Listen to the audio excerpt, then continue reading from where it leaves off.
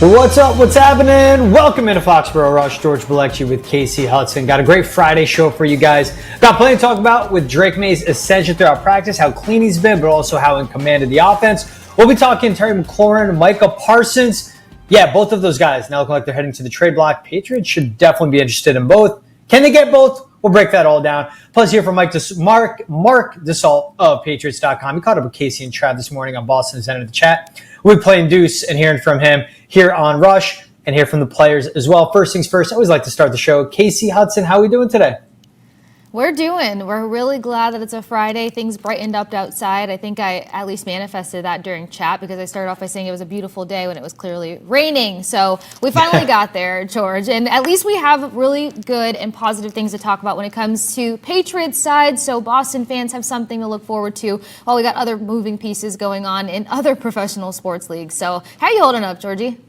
I'm doing good. I mean, you say it's nice outside, window open right here where I'm posting up doing this show remotely. I'll take the fresh air, and you know what? It'll be a breath of fresh air as we're going through this show. Let's start with the case. The exciting part of this is Drake Maye not really making anything be exciting in the wrong way. That came out not as clean as I thought it would. But the exciting part for the Patriots in camp is Drake Maye has looked in command of Josh McDaniels' offense. He knows where the ball is going. After the snap, he looks decisive. It's coming out effortlessly. He's connecting on touchdowns to Stefon Diggs, Kyle Williams, Damari Douglas, all down the field. This offense, the big test right away, the big person you can evaluate from day one was Drake Maye. And what we've seen now is it's 9 days of practice for the Patriots in training camp. Drake Maye is acing every single test, with all those tests being every single day of training camp. Yeah, it's been really exciting to see exactly how they're living up to the expectations and how they're getting things moving along. And plus, everyone just talks about the high energy that's continuing to spread throughout the entire offense, from Drake Maye to the wide receivers, all the way to the defense that has been absolutely electrifying as well. Yeah, and I think what I've loved seeing from Drake Maye is that it's a command of the offense. And it's also what we're seeing with him and Kyle Williams having the early chemistry. There's him staying out on the practice field late, and it's Kyle Williams, it's Kayshon Boutte, it's Pop Douglas being out there with him, Stefon Diggs as well. And everything that's been going on at practice, like Stefon Diggs, clear cut is the wide receiver one of this offense. And you can roll your eyes and go, okay, yeah, but like how good are the guys around him? It's pretty easy to be a wide receiver one in a bad wide receiving room. But for Stefon Diggs, he looks like a guy out there. He looks like a dominant dude. He looks like someone that is head and shoulders above the rest of the competition is in his receiving room. It's his route running. It's his ability to get open. It's his ability to make contested catches. And that, again, will open up the whole offense. Meanwhile, from what we've seen from Kyle Williams, continues to stack defensive backs down the field, get even, and then beat them down. And this is a guy that, again, if he can exploit the deep middle part of the field, where that's where he likes to run his routes, that's where Drake Maye likes to throw the ball, that helps out Pop Douglas on the intermediate to short routes on the inside and outside. That helps out Stefon Diggs, who's going to be a short receiver. That helps out Kendrick Bourne if he's still here come time for kickoff on the season. Same thing of a guy that will be doing in cuts, in breakers, attacking the middle of the field. There's a lot of short to intermediate receivers. If Kyle Williams can be that deep down the field receiver, that's a good thing of this. And we haven't even gotten to it, but it's like the fun stat, but Drake Maye brush it off. He hasn't thrown an interception yet in practice. He's looked really good at competitive periods.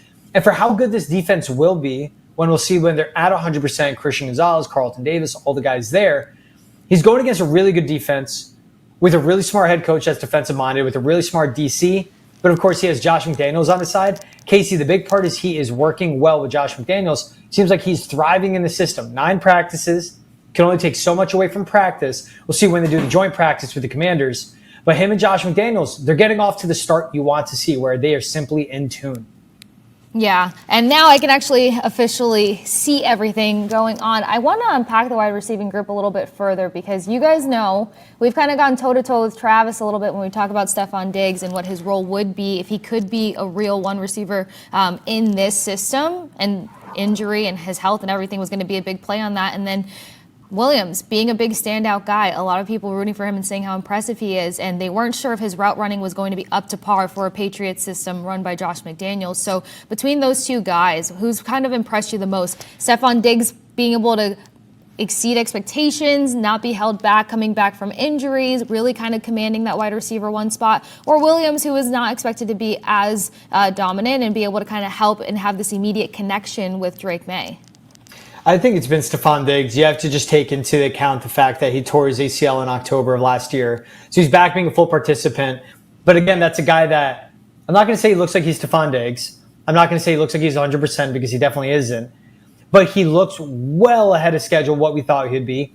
And he's a contributor in practice in 11 on 11s. He's impressed me with that. What I love for Kyle Williams is that he's grasping the system early on. But we'll see come time for training camp, come time for the regular season. That's what really matters. How much is he out there on the field? How much is he contributing? And honestly, the one guy you didn't name to me, it is Pop Douglas, though. He's getting a lot better with catches down the field, with jump balls, catching the ball outside of his frame. He's getting a lot better with contested catches. Again, everything we're seeing in practice, where this was a guy that could be a jitterbug of a receiver, could be a gadget-type player, is undersized for being a slot in the NFL, but he is athletic. He's really quick. He does have good hands. He's a good playmaker with the ball in his hands. But for him being better with catches outside of his frame and simply just making contested catches, that would just open up a whole new part of a playbook for him to be a contributor in. And now when seeing that makes sense where Stefon Diggs and Pop Douglas are the first two receivers, and it seems like wide receiver 1, wide receiver 2. I thought it'd be Kyle Williams. I thought maybe it'd be Kayshon Boutte, and then maybe Pop's a 3. I was putting him as a 4. He's exceeded all my expectations. So Stefon Diggs has stood out. I love what we see from Kyle Williams. But the receiver that's impressed me the most certainly has to be Demario Douglas, Pop Douglas, because of the leap he's made from rookie to sophomore season and now heading into year 3, where he's gotten better as an overall receiver. That's so important for this offense. Okay, so I have to ask, do you think that Pop took that next step because Josh McDaniels' system is really good on slot guys, or because he knew how competitive this wide receiving room, whether you like the wide receiving room or not, which you were never that guy, but some fans were just not sure what this receiving room was going to deliver. But do you think it's the system that's really helping him pop off, not to be funny on words? No, I like that. I think it's Josh McDaniels. I think it's also him. Like, he was the most talented guy in the receiving room last year. And again, it doesn't say much. But he's a good player, and that's a player that you can get 80 touches a season out of, and he makes positive impact plays. He keeps the ball moving down the field. I think it's also a guy that understands the opportunity he has playing under Josh McDaniels now, where he's entering year 3. So pretty soon he's going to want an extension. Pretty soon he's going to want real money, guaranteed money, and a big payday for him. And Josh McDaniels leads to receivers getting paid, whether it's in New England or it's elsewhere. So I think that's just a guy that's smart, mature, well aware of what the opportunity is for him. And there's a buy-in thing of, if I show up for Josh McDaniels with Drake Maye, that's a big thing. Like, he probably doesn't want to go anywhere even. Like, he wants to get paid. That doesn't mean on free agency. Likes playing for Mike Vrabel. Understands how long he can have of a career and how successful he can be being the recipient of Drake Maye passes and being led by Josh McDaniels. I just think he's aware of the opportunity he has. And we've seen the work in the offseason. We're seeing it flourish so far in training camp. So I just think it's a guy that is mature and is stepping up. And it's cool to see that all happen over the course of now. This will be year 3 of him in the league. I think it's cool, too, because I feel like we're at least shifting the conversation of how much support that Drake Maye has. So we're at least talking now where there's a little bit more competition taking place with Pop stepping up. And then you've got Matt Collins that is coming off the PUP list, and he's going to probably make it a little bit more interesting to see what happens competitively for some of these guys whose names we think might drop off in the receiving room. So if you were to run away with 5 or 6 receivers, who are your guys right now? Stefon Diggs, Pop Douglas, Kayshon Boutte showing on the field, so I'll go with him there. Then I throw in Kyle Williams. If you go 6 deep, it's going to be Kendrick Bourne and Matt Collins, in my opinion. So that means it's Javon Baker and Jalen Polk on the practice squad. Jalen Polk in his debut caught the touchdown. It was a good setup, play and play action, but we don't know how good he actually is. For Javon Baker, I can't make any read on him either. But I think those are going to be the 5-6 guys. We will see where Kendrick Bourne is, although he's a guy that's on the bubble simply because do they want to continue to develop? They should. Kyle Williams and Pop Douglas, but do they want to develop Jalen Polk and Javon Baker? And that's a big question with all of that. So now, Casey, you and Trav, you caught up with Mike Dussault at Patriots.com this morning. Hear from him right here, this Deuce from Patriots, breaking down Drake Maye, the Patriots offense overall. Right here, check it out. Yeah, I mean, he's a huge upgrade. He changes the whole dynamic, and you've seen Pop Douglas have a really solid camp. You see Matt Collins came back yesterday. He's a player that had his best year of his career under Josh McDaniels, playing a significant role, and you saw a little teaser of that yesterday with him coming in. Also point out Kayshon Boutte, who's had a really good camp as well. So, really I tie it back to, yes, Stefon Diggs is there. He's that proverbial number 1 that they've needed. But at the same time, the key to me has been Drake Maye and the way that he has taken in Josh McDaniels' system and seems to really be comfortable in it. You haven't really seen a lot of dangerous throws, turnover-worthy throws. There's maybe one would have been interception the first day of camp with Jabril Peppers that Drake pointed out yesterday, but otherwise he's been really safe with the ball. And I think all the other issues we talk about, how good is their wide receiver room, how good is their offensive line going to be, all of those problems are mitigated a little bit if Drake Maye takes these strides that it looks like he's taking over these first 8 practices. So certainly Stefon Diggs changes the equation, and it might help those other guys down the roster improve their matchups. Certainly Pop Douglas is one I think to watch out for. He really seems like he's grasping the system as well. So there's a renewed excitement, and I know where we're probably going. I would definitely welcome another wide receiver, though, if we get to that point. Well, I would like to go there, but first, let's talk Drake Maye, because, I want to put some numbers on it. I think a lot of us around here are looking for Drake Maye in year 2 to take that leap, and I understand that. But I want to put it in context of numbers. So last season, 2,200 yards passing, 15 touchdowns, 10 picks. We know he didn't even play for the first month there, Mike. What does success in year 2, numbers-wise, look like for Drake Maye to you in a Josh McDaniels offense? Sure. I mean, I'd start with the turnovers. I think that's the biggest thing. Okay. And just away from the numbers for a moment, I think it's cutting down on turnovers, and it's about how is he playing crunch time? That's what makes those great quarterbacks great. There's a lot of talent out there at quarterback position, but the ones that are never dead, that you're going to have to put down at the end of the game, like Tom Brady. I don't want to make those comparisons, but I think it's it's in the under 15 interceptions. Certainly, I would say 10, 12, somewhere in there. Keeping those turnovers well below 1 a game would be a huge key. And if you could get to 25, 30 touchdowns, I think it's a really solid year for Drake. Ooh. Yeah, I know it's a lot, but hey, Josh McDaniels, he's done it before. Yeah. He's got the system, and I think with Stefon Diggs, you're really going to see a new Drake Maye that has some explosive playmaking ability. Sticking with the confidence in the sophomore expectations, what level of confidence are you seeing from Drake Maye? Because some of the bits that I've heard from training camp, he is fearless when it comes to going against the secondary and putting his wide receivers in tight coverage. He's not even blinking an eye. And at one point, he told Christian Gonzalez before the hamstring injury, "I'm coming for you. I'm aiming for you." And this is now one of the top-ranked cornerbacks in the league. So how can we address the level of confidence that you're seeing out of a sophomore QB right now early on in training camp? It's outstanding. I mean, and that's plenty of talk about, Josh, he's got a tough system to pick up. And we know, that he asks a lot of the quarterback. And even going back to OTAs, when we watched him in the spring a little bit, I mean, admittedly, much less tempo and, competitiveness in that point. But he just seems to know where to go with the ball consistently. And, the coaches talk a lot about taking the profit, not trying to force the big plays, but taking what's there. And I think we've seen a good amount of that. But we've also seen Drake, like you said, stand in the pocket sometimes when there was some pressure around him and step up and deliver some throws into some tight windows. He hasn't been avoiding those downfield throws. He certainly connected on beautiful one a couple days ago to Kyle Williams in the end zone, who's another little bit of a wild card at wide receiver that I didn't mention. So overall, it just looks outstanding from Drake. You love the lack of turnovers. And like I said, those are the 2 big keys for me this year, cutting down on those turnovers. And at the end of games, when the game is on the line, when you need a touchdown, you need to put the game away. Can Drake step up and lead the offense to that needed drive? Mike, I know we just met, but let's get to know each other, you and I.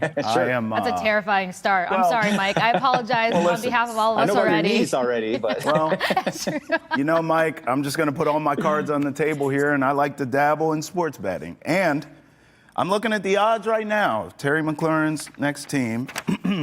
Commanders are the favorites, Mike. Mm-hmm. But right after them, the Patriots have the best odds to land Terry McLaurin. Now, if you follow the tea leaves here, Terry has requested a trade. Finally. I mean, are we talking about the Patriots making a move for this guy? Because if you're going to sell me Terry McLaurin, Stefon Diggs, Pop Douglas, Kyle Williams in my receiver room, I can buy that. That sounds really, really good to me. Do you believe the Patriots will trade for Terry and give him the bag that he wants to come here to be wide receiver numero uno, my friend? I think if he really becomes available, the Patriots will be in on it. Now, can they close the deal or not? We'll see. But I think you've seen over the past year with Elliott Wolf that every time one of these receivers becomes available, Brandon Ayuk, et cetera, they're in the mix. And it doesn't always mean that those guys are going to land here. But I think as we've seen over the past few years how hard it is to acquire these elite wide receivers, and really in today's NFL how necessary it is to have those kind of weapons. You look at the great teams, unless you have an elite quarterback with maybe one elite weapon, you need those elite wide receivers to take your quarterback to the next level. So spend a lot of time talking about having your quarterback on a rookie contract, and we know the Patriots still have some cap space to work with. So I think it all could line up. Commanders are coming here next week. Maybe you know, little conversations here in the tunnel right outside my studio here. I don't know, but I can't think of a reason why they wouldn't kick the tires on Terry McLaurin for sure, and that would really elevate this offense. I would agree. And in fact, you spoke about how, like a Brandon Ayuk, some of these guys use this as leverage. Ayuk demanded a trade and got paid. T. Higgins at one point demanded a trade and got paid from the Bengals. So a lot of this could be posturing as well. But I went back and looked at DK Metcalf. Remember, he got moved from Seattle to the Steelers. All it took, Mike, was a second and a sixth to get DK Metcalf. Now, of course, we know the Steelers gave him all the money in the world. But hell, the Patriots, they have the cap space. What do you think the trade would look like for a Terry McLaurin? Do you think it would be as simple as a second and a sixth, or would it be maybe, I don't know, I'm making this up, a second-round pick in one of these wide receiver bodies, like a Kendrick Bourne or something? What do you think that would look like framework-wise for the trade? I like that framework. I think if I'm the Patriots, though, I'm going to try to give up a little less, because obviously you're going to have to give Terry McLaurin this contract that he is holding out for and wanting. So I think you're in the right neighborhood, certainly. Yeah. And, you know, the Patriots do have some depth at wide receiver, some young guys. I mean, Javon Baker's another name who's played well the last couple of days. Jalen Polk last year, second-round pick. So maybe one of those guys, just in terms of trying to give the Commanders a guy back for their depth chart, that makes a lot of sense to me. So as far as I just think everything's on the table. When Drake Maye is where Drake Maye is at right now, needing this year to really elevate, he's on his rookie deal. You have the money to do it. If the Patriots could make it happen, I don't see really too much out of the question, maybe other than a first-round pick. All right. I think that is safe, and plus it doesn't make us feel like we're going too far out of pocket. Now, a lot of times when you talk about trade conversations or packaging things to move forward, it comes at the idea of where and what do we have to give up. Now, do you think that this would be worthy in a sense that the New England is an attractive place to play? Because that's what you hear a lot of times with players. Would it be attractive enough for McLaurin to come here and make a difference, knowing that maybe they're not contenders for a couple years? Yeah, well, money talks, and certainly the Patriots have the quarterback right now. I think that's a big part of it, too. I'd also say that the respect that Mike Vrabel seems to have around the league by players and the program that he's running, he's a former player. He's out there jumping in with the guys. You can tell that all the players on the team really respect him. So, you know, I get it. I get when you're a bad team, you don't have a quarterback. It's hard to get free agents to come here. But I would hope over the last, 6 months or so with Drake starting to shine and Diggs is here now, and, you see what they're starting to do on the defensive side of the ball, bring it all together with Mike Vrabel. I think there is some appeal there. Now, they've got to earn it this year, and I think that's another big part of this year, not just Drake Maye's development, but, getting back to that point where, hey, maybe we can push the Bills at the top of the division. Can we get past the Dolphins this year and beat Tua for the first time? That would be nice. So the Patriots can start checking those boxes off. I think the destination will become even more appealing. Shout out Mike Dussault for hopping on Boston as entered the chat. I mean, great combo with them there, Case. I think you guys, went another 9-10 minutes, but going in depth on the Patriots, and it's all positive things. Again, the summary of the Pats so far, serious football operation, professional football operation, and I can't say how important that is enough. Yeah, he talked highly about energy, and I know I opened up mentioning that, but sometimes you just kind of have to double down on the fact that we're not just saying things because of the initial excitement or because things are brand new. It's the fact that it feels like a completely new era taking place in Gillette Stadium and for this Patriots team, and the buy-in is just really high, and I feel like this team is going to be able to exceed expectations the same way that Stefon Diggs is in company. So he mentioned some key things there that we'll unpack when we get back from the break, but just kind of adding to the wide receiving conversation, he basically mentioned how these receivers are changing Drake Maye's game for the better, and that's something that I wasn't expecting for the sophomore quarterback in terms of the leadership step that he wants to take moving forward. Yeah, and that's where this wide receiver room will help him develop. It's going to give him confidence to make the throws he has to in this offense and give him the confidence of execution. He doesn't have to second guess post-snap. We'll just throw work because that's receiver out there stinks. Like, these guys are good enough to execute a Josh McDaniels system, which is one of the best. It's all about pouring the confidence in him. It's just year 2 for Drake Maye. And if it works out with him, that would be a 15-year partnership with him and the Patriots. So everyone wants to see, because we see it unfold in Kansas City, in Buffalo, in Baltimore. We'll see if it unfolds really for 15 years in Cincinnati. I'd like Burrow to go elsewhere. But the guys that have these long careers and are very successful for a long time, and the shelf life of quarterbacks right now, year 2 is really important, and the wide receivers you have are really important for them to be good, the offensive line to be good for all of this. We'll have plenty more wide receiver talk. We'll take a quick break, but we'll be talking about Terry McLaurin now demanding a trade, and he's not alone because Micah Parsons is doing the same. Welcome back to Foxborough Rush. Now, Casey and I were just talking about the wide receiving room. You heard from Mike Dussault at Patriots.com as well. We're saying how much we love it. Doesn't mean the Patriots should not add to it. We'll say the same thing with the defense. So the latest news around the NFL, Terry McLaurin still seemingly far apart from making a deal with the Commanders, and he has requested a trade as far as yesterday. Then today, Micah Parsons threatening the same, but also to just sever all ties with the Cowboys as well because Jerry Jones is being Jerry Jones. I want to start with the Micah Parsons report because that's the latest news, Casey, and it is some of the most absurd stuff I've read, but I'm going to read it here. So Diana Rossini of The Athletic reported today, Micah Parsons' Cowboys relationship has deteriorated to the point where the star pass rusher is considering drastic measures, which could include a trade request or even a declaration that he is severing his relationship with the team. The two sides remain far apart heading into the second week of training camp, are not currently negotiating. Here's where it really gets nuts. Among the key issues, Micah Parsons spoke directly with Jerry Jones over multiple days in the spring. The team believed those conversations were negotiations and that it had a deal. Yeah, totally. The guy that's supposed to become the highest paid player in the league and not quarterback, he'll just do the negotiations himself. They don't want to deal with his agent. Multiple league sources said that. Parsons believed the talks were just conversations and wanted his agent to handle the negotiations. No duh. When his agent, this is the worst part, Case, when his agent attempted to start negotiations, the Cowboys declined to engage with him and told the pass rusher they believed they already had a deal. Now the team is refusing to engage with Parsons' agent at all, creating a tense standoff amid increased friction. Michael Parsons' agent is Dave Mulugeta. He's the best agent in the NFL today. He's the number one guy. And I'm sorry, David Mulugeta's job is to negotiate on his client's behalf, and he's doing that.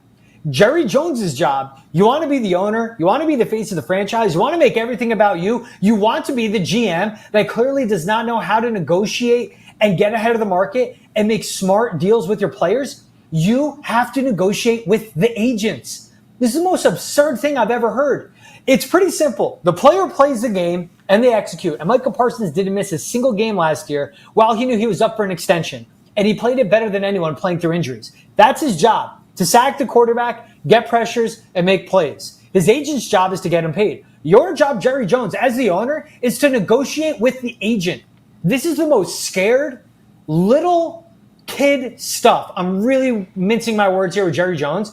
This is the most scared BS I've ever heard. For Jerry Jones, like, are you a self-respecting anything? You will not negotiate with the agent because you had a conversation with Micah Parsons? Get out of here. Get over yourself. He is the best player on your team. He's the face of the franchise. He's the best defensive player in the league. And your team is not what it once was. You need Micah Parsons more than he needs the Cowboys. I was just reading this earlier when the news broke, and I read it again, and that's insane. There was this quote, too, for Jerry Jones. It's not uncommon for me and not anything that there's a lot of angst over. He's doing a real good job of being here, and that's important. We are where we are, and I signed the check, period. Yes, you signed the check. You should have signed it last year. He's so frustrating. He's just an idiot. And the fact that he wants to walk around, big swinging thing, I'm the man, Cowboys are the best, it's all about me, but you won't negotiate with an agent? And it's a pretty simple negotiation. Mm-hmm. Here's the highest paid non-quarterback. This is what he's making on average. We're going to beat that by $5 million. Here's his guaranteed money at signing. We're going to beat that by $5 million. Here's his fully guaranteed money. We're going to beat that by $10 million. That's all it takes. The longer this drags out, the more ugly it gets between Micah and Jerry, and the higher the price goes up. The dude is a moron. He is an idiot, and I cannot believe he's refusing to talk to the agent because he believes he has an agreement with Micah Parsons. And shame on you, Jerry Jones, for trying to play that game with Micah Parsons, too. Probably having an honest combo, probably healthy. Yeah, sounds good. My agent will talk to you, and now they're not picking up the phone. They are scared. It's just very Jerry Jones. I wish you had your cowboy hat for that because it would have just I know, I don't emphasized have it everything. anywhere. You really needed it. But, I mean, you nailed it on the head. It's just kind of, it's not even bad business tactics. It's like the guy who thinks that he's playing chess, but he's actually playing checkers all along. And he does this maneuvering. He does this out-strategizing his players and their agents and then ends up in the same deal every single time. So I just wrote down CeeDee Lamb. We saw all this drama to take place to finally get this guy paid. Then Dak Prescott. You're worth it. You're not worth it. You're the face of our franchise. We wouldn't be here without you. We could move on without you. It's almost like he tries this mental battle to wear these guys down to end up having to pay them some sort of price. They haven't budgeted accordingly regardless in the last 5, 6, 7 years. And when you talk about pillars that do deserve to get paid, Parsons is very much that guy. We talk about people that are consistent in the sack column, and that's somebody who's been capable of doing it regardless of the dumpster fire going on around him. And so to say that you're not going to talk to a guy's agent, that's just completely obscene because most of the time it's the agents that actually know this level of conversation and all the keywords that need to take place so that both parties can move on happily and fulfilling wise. And at this point, who wants to do business with Jerry Jones? I feel like Parsons, I understand why he's saying that the relationship is deteriorating because even if they got to the right number, even if they got to it where both sides benefit, the character of all of it, I wouldn't want to play for the guy. Yeah, and that's where this is when it can really get ugly because you had the fine conversation in the spring, but now it's getting to this point, and the part like agents shield their players from hearing these conversations. They're going to be very straightforward. It's going to be numbers. They're going to point out things. Players don't want to hear that, and they shouldn't have to. Mm-hmm. He's done what he's done since he's entered the league, changing his positions, being one of the most impactful players on the defensive side of the ball, and again, is the Cowboys' best player at a premium position of rushing the quarterback. And Jerry Jones could have extended him in the middle of last season, right at the end of last season, at any point last year, or well before training camp, well before the draft, well before we got to this point. And he would have saved a lot of money. But then Myles Garrett went out and got paid. TJ Watt went out and got paid. And Micah Parsons' price went up. This guy, he's done it with Ezekiel Elliott, Dak Prescott, CeeDee Lamb, Trayvon Diggs. Some were bad signings. Some have been good signings. And then it's also in the midst of this, like he extends Jake Ferguson, rightfully so, really good tight end. Awesome for him to get that contract. You have the money, and he goes, I signed the check, period. It's a weird ego thing. The guy, like, it's just, he's outdated. And I just cannot believe that he will not talk to the agent. How big of a scaredy cat he has to be. Again, I'm mincing my words with Jerry Jones, but how soft and scared. And again, all the time, after every single game, you see Jerry Jones holding court in the middle of the hallway talking to the whole press. Makes it about him, win or loss. Makes it about him all throughout the offseason. Makes it about him every step of the way. So you want to be that guy. Well, you don't want the responsibility and you don't want the challenges. Like, getting into negotiations with Dale Mulugeta, which again, it's going to be very easy. This isn't a guy asking to get paid that shouldn't get paid. He should have gotten paid last year or the year before. You're choosing to pay him now, and now you're just trying to go with the soft, coward way out of it. So I can't believe it. Now, there is a part of, look, he's down in demand to trade. He wants to sever ties with the Cowboys. First round pick, I don't care how high it is. You throw in probably a young player like a Keon White. Maybe throw in another player. Let's go with a Kendrick Bourne, a veteran receiver. And I would go like a future third as well.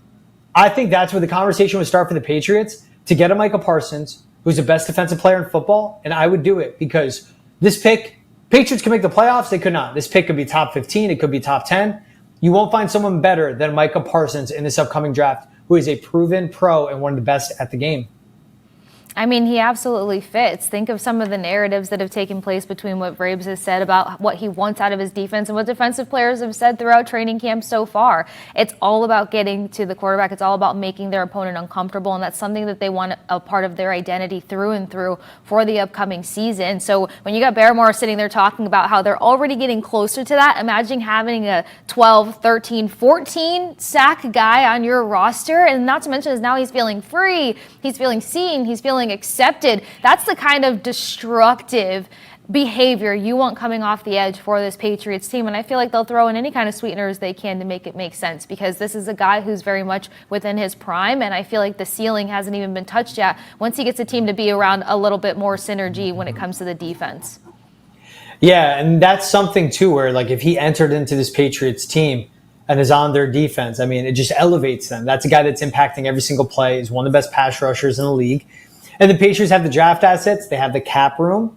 Now, that's going to get interesting because They'd be paying Micah Parsons, then they have to pay Christian Gonzalez, and they have to pay Drake Maye. So they would be ahead of schedule with talent, but they'd also be ahead of schedule when it comes to payroll. The other side of this, we opened it with Terry McLaurin now demanding a trade from the Commanders because they're so far apart. We know Adam Schefter reported that he wants something in the ballpark, and he wants more than what DK Metcalf got from the Steelers. $33 million a year annual, $60 million guaranteed. Same thing, and I've said it. Second round pick, I start there with the Pats. Let's go with the future fourth. Throw in another player. I would get Terry McLaurin in New England because then he is the wide receiver in one. And then Stefon Diggs is a really good wide receiver too. Because let's not forget, when he was in Houston, no torn ACL, he was a wide receiver 2-3 there with Nico Collins and Tank Dell. He'd be fine as wide receiver too because that's nothing bad. Josh McDaniels' offense, it spreads the ball, gets everyone fed, gets everyone paid. And Terry McLaurin, again, as Micah Parsons would elevate the defense, Terry McLaurin would elevate the offense. Oh, big time. And plus, I just go back to what Dussault said earlier, the fact that Stefon Diggs is bringing about a new Drake Maye. We already saw McLaurin be able to bring the best out of a rookie quarterback, let alone what he'll be able to speak to and kind of help connect on with Drake Maye. So I feel like it's something that'll just kind of speed up the progress of becoming that much more confident and consistent within this new offense. But you know that he's reliable. And then to have a guy with contested catches, no doubt about him, that's something else that's going to make this more competitive. And we can actually realistically talk about the Patriots sitting atop the AFC East and being real contenders because you're talking about somebody who's going to be that much more hard to guard. And defensively, you're not looking at too many crazy teams defensively that you're going to be going against within this division alone, but I feel like it's just going to help that much more. So I like leaning towards McLaurin, but if you had to choose, because now we're talking about giving up draft picks, we're talking about throwing out some money, George, who are you paying and who are you getting ready some picks for? I would have to go with Micah Parsons. How can you pass I didn't up? think you were going to do that. If that guy's on the market, he's the best defensive player in football. He's still really young. He's been productive. He hasn't missed a ton of games. He plays through injuries. He's a football player. He's everything Mike Vrabel would love. And obviously you'd want something that helps out the quarterback and the receivers. But the Patriots, you trust them, and I know they haven't shown the track record, but draft and develop receivers, and they can maybe swing a trade for someone at some point, right? With Micah Parsons, we just saw it from the Philadelphia Eagles, and it's nothing new. Depth of the defensive line is a difference maker. Having a good offensive line is a difference maker. The defensive line for the Eagles dominated the Chiefs in the Super Bowl. The defensive line for the Eagles was the best and still is the best in the NFL. Micah Parsons with Milton Williams and Christian Barmore, that gives you the best starting defensive line in the NFL. I would go out and get Micah Parsons. What about for you? Yeah, in order to not be a hypocrite, I think I have to stick with the scary Terry sell and be like, bring him here. And plus, I mean, to make the offense more exciting, but I have said that this defense is really going to be the pillar for this offense being able to stay in most of its games as they just continue to work throughout this season. So when you get that much more formidable on defense and you know that they might spend some more time on the field, possibly potentially through those first couple of weeks, you want a scary guy like Parsons on your roster, that's for sure. And he fits the bill. They both will make an impact. They both play premium positions. I think the more realistic with the price tag and everything would be Terry McLaurin from a Patriots timeline standpoint and price tag. But again, timeline, you would then have, and we'll see how special Keon White can be, but I don't think he stays if you get a Micah Parsons. You'd have Drake Maye, who could be an elite quarterback. You have Christian Gonzalez shaping up to be an elite corner. Then you have Micah Parsons, who is an elite edge rusher. And then it's fine. You make the money work. There will be that expensive year.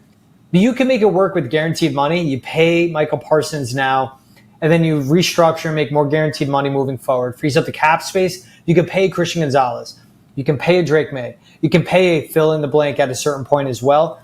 They can make the money work. It's on ownership being willing to make the money and pay it as well. Take another break here on Foxborough Rush. When we're back, hear from the Patriots, Drake Maye, Kyle Williams, and also some insight into Stefon Diggs and his impact from an NFL insider as well. It's coming up after the break right here on Foxborough Rush. Welcome back to Foxborough Rush. All right, we've talked so much about the wide receivers, so much about Drake Maye. The big storyline in Patriots camp has been Will Campbell. His up and down consistency, his struggles in pass pro. I want to start this segment as we're getting into it. Let's hear from Will Campbell himself. Here was him talking about the struggling with consistency. This was Morgan Moses on Will Campbell's struggles This is the vet offensive lineman preparing for his 12th season in the NFL, talking about the rook left tackle playing on the opposite side of the line from him. No, I mean, it's the evolution of football, man. So he's learning how to be a pro, and he's learning how to, not make the same mistakes that he made the day before. And obviously we got a great defensive line across there. So those guys come every day, and we go against them every day in one-on-ones and things like that. And so they're doing a great job of pulling him to the side and telling him tendencies that he might have and things and stuff like that. So he's learning. It's a part of the process. We're all learning. I told him yesterday, I'd be lying if I told you in 12 years I've never had a bad practice. So, but that's a part of just who Will is just eager to learn, eager to get back out there and fix things. And that's what you want from a younger guy. So it's a great thing that Morgan Moses points out is that there's a really good defensive line that he's going against for Will Campbell, but they're also helping him get better. Look, he's looked really good in run blocking, but he struggled in pass pro, and that was expected. He struggles with speed and athleticism. So when you get on the outside, there's a learning curve for the rookie who is undersized when it comes to measurables, but he is athletic. He is really smart. He has really good technique and fundamentals. There was always going to be a learning curve. We're just seeing him deal with it in training camp, which is fine because it's not all sunshine and flowers and rainbows and roses in training camp. Guys will get beaten one-on-ones. He's going up against a really good defensive line, and that'll make him better when it comes to Sundays in the NFL case.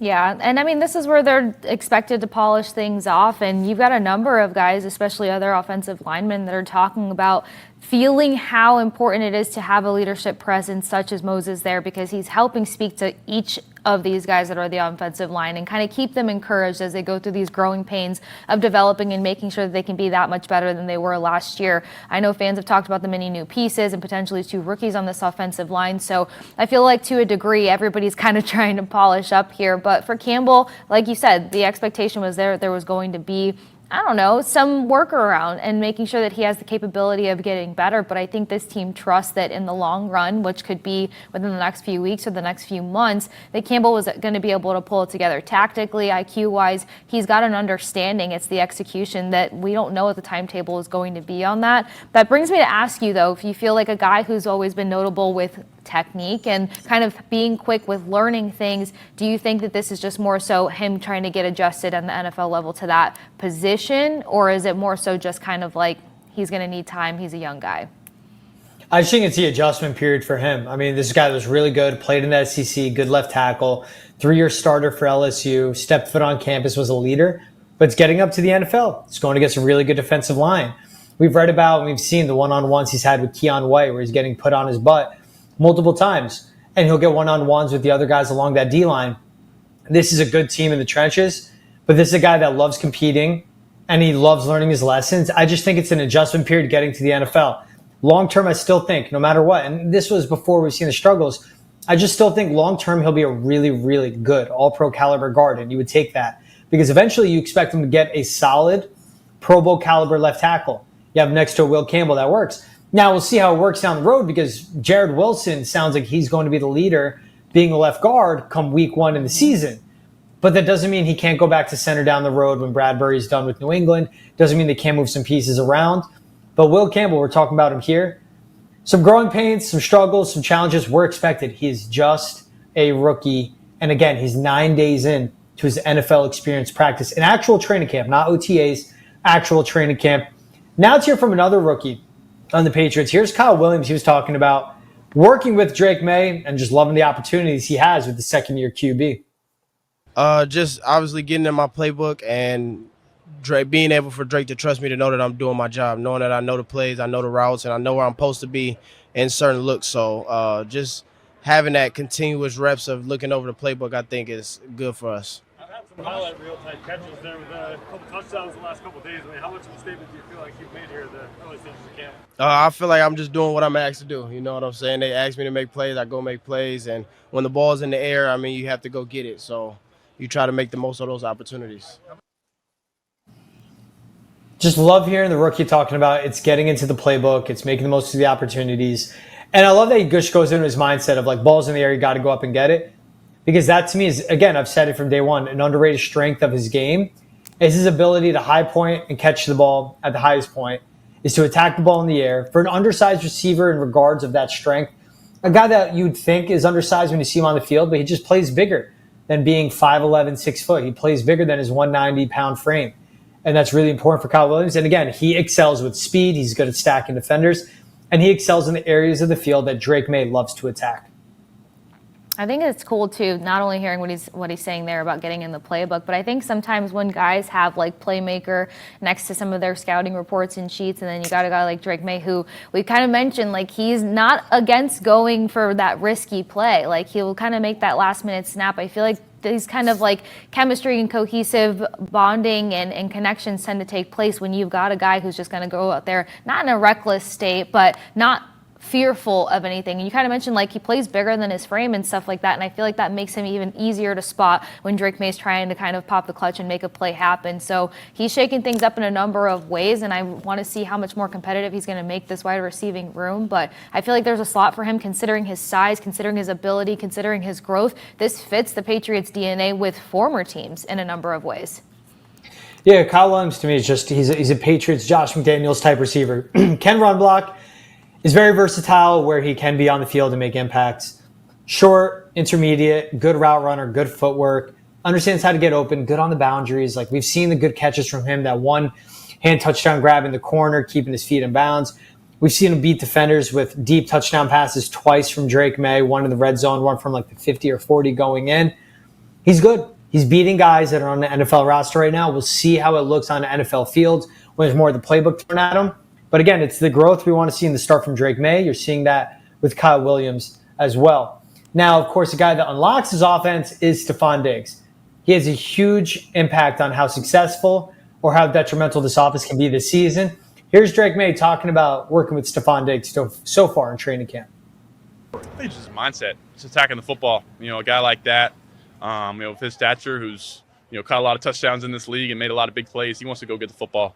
And he tells me all the time, just, if the ball's in the air, it's going to be mine. So I think it's comforting hearing that from those guys, and I think that's kind of starting to become something in the receiver room. That's the mindset. When the ball's in the air, go get it. So I think it's comfortable hearing that, and it's comfortable a guy who's also gone out there and proved it. There you go. Same thing we heard from Kyle Williams. Drake Maye saying that's what Stefon Diggs preaches. Case, that's making the receiving room better. You bring in Stefon Diggs, teaches that mentality to these guys, and now they apply it to their game. Oh my gosh. And then on top of it, a lot of the flashy plays that we're seeing on Twitter and stuff like that, I'll never call it X, folks, is red zone execution. I feel like Diggs is simplifying they're having better connections, more consistent connections when it comes to the red zone. And Vrabel said that in the beginning of training camp before things even got going. That was going to be a hyper point of fixation there for them. So we're seeing so many great connections between Drake Maye and Diggs. I got to ask you this, though, because I haven't had a chance to talk with you in a minute.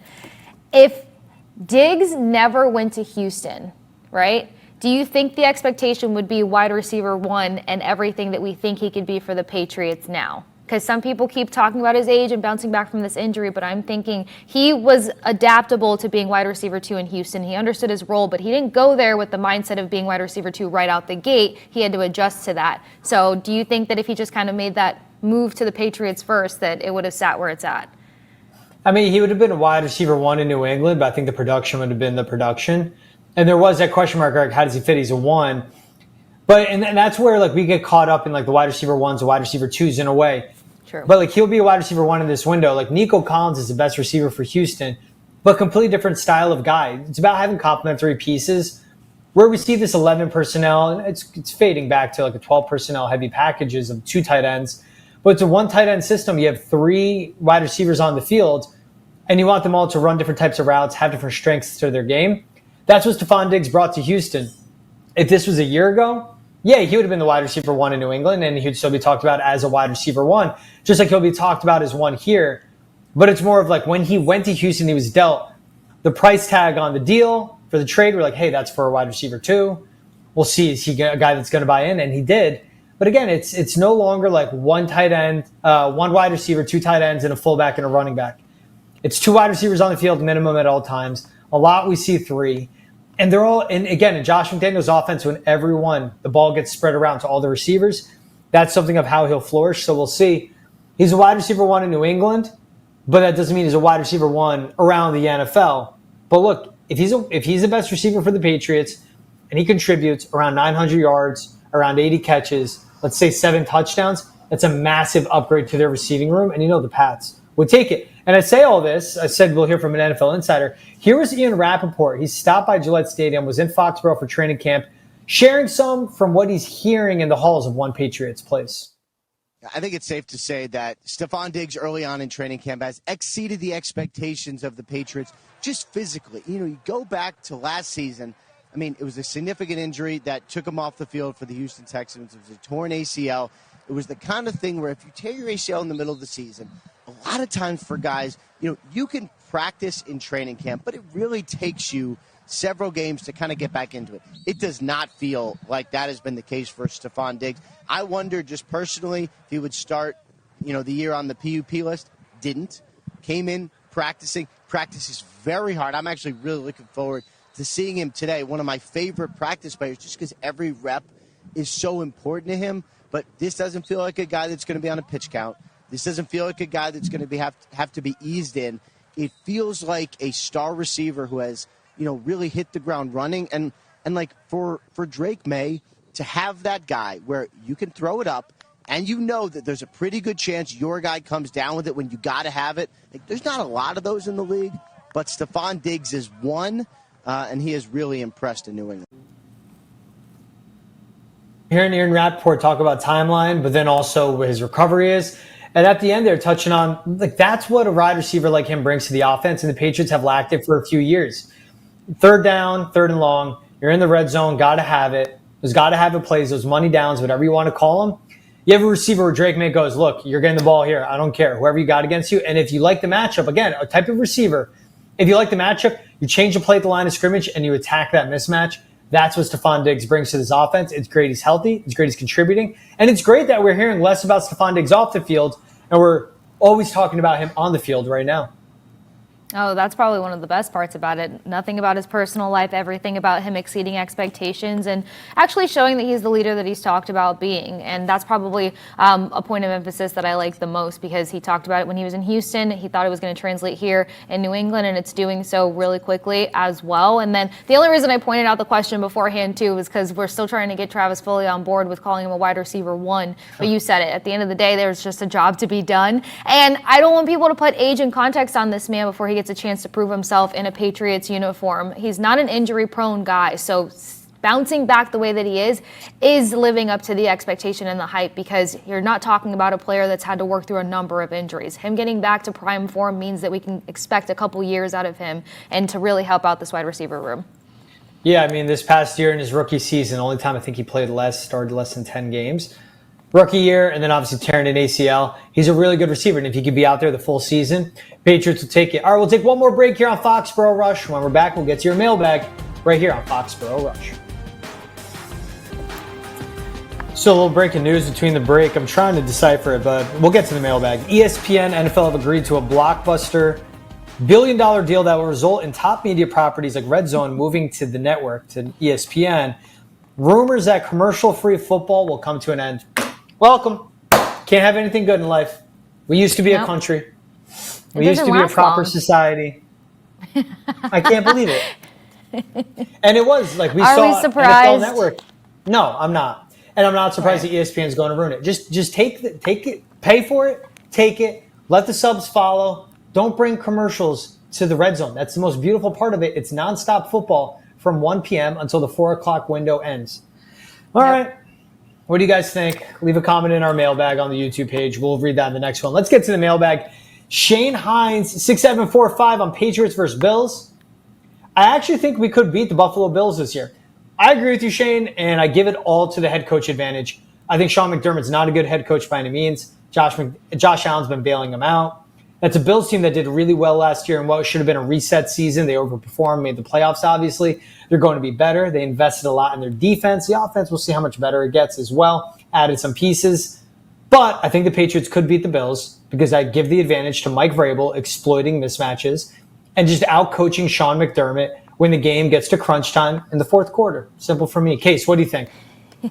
I will stand on that. Being out-coached is definitely going to be a thing. Usually later on in the season, they kind of finesse it early on. But then on top of that, preventing them running the ball down their throat and having better matchups because the secondary is going to be quite sick to watch play. I think that it can be a thing. Maybe not the first matchup, but after that, I feel like the Patriots can go toe-to-toe with the Bills. And then next one from YouTube, Connolly family, Christian and Milton, Christian Barmore, Milton Williams. 2 Vince Wilforks in their prime. Good luck quarterbacks. Yeah, definitely different builds. I mean, Vince Wilfork's more of a one-tech, or Milton Williams, Christian Barmore, or a lot of B-gap pass rushers will line up over the offensive tackle even, or more of his inside shoulder. But I get what you're saying. Dominant interior defensive lineman. You got 2 of them. Completely different style of defense. Vince Wilfork was in the 3-4. This should be 4 down defensive lineman pass rushing, more nickel base. But 2 defensive tackles that could dominate the line of scrimmage. Patriots will love to have that, and Patriots fans will love to see it. Yeah, and we're already hearing about how problematic they are at training camp. So when they're allowed to kick that gear up one more notch, I second that. Good luck, quarterbacks. Next one, Lakin Collectibles. 86 looking an awful lot like Jules, talking about Efton Chisholm. I give him more Danny Amendola in stature. Given Stefon Diggs, he's looking more like Julian Edelman to me. And you know what? You take it, because Julian Edelman with Danny Amendola, but also with Efton Chisholm, it's going to take a little while longer for him to be ready for the NFL, in my opinion. Does Chisholm sneak onto this roster, yes or no? No, I think he's practice squad. I just think the top guys, if Keyshawn Boutte is a contributor, and if Kendrick Bourne sticks, those are the guys that are going to play this year. But if Efton Chisholm isn't on this roster this year, but he's a practice squad guy and then develops into something in year 2 or year 3 of him being in the league, he was an undrafted free agent. You take that gem with it all. But good question. I like that case. Yeah, I had to double check because we were talking about the underdog hunt leading into training camp. Things went a little quiet, but you still got to give the guy love. He has been someone that's been really insane to watch and just develop. Yep. All right. She's Kasey Hudson. I'm George Balekji. This was Foxborough Rush. You guys know where to find us. New episodes every Monday, Wednesday, Friday, 1 to 2 p.m. on Nessa Nation. Catch it all on YouTube as well. Leave a comment. Join the mailbag as well. For GB and Kasey, we'll see you guys next time. Have a good one, everyone.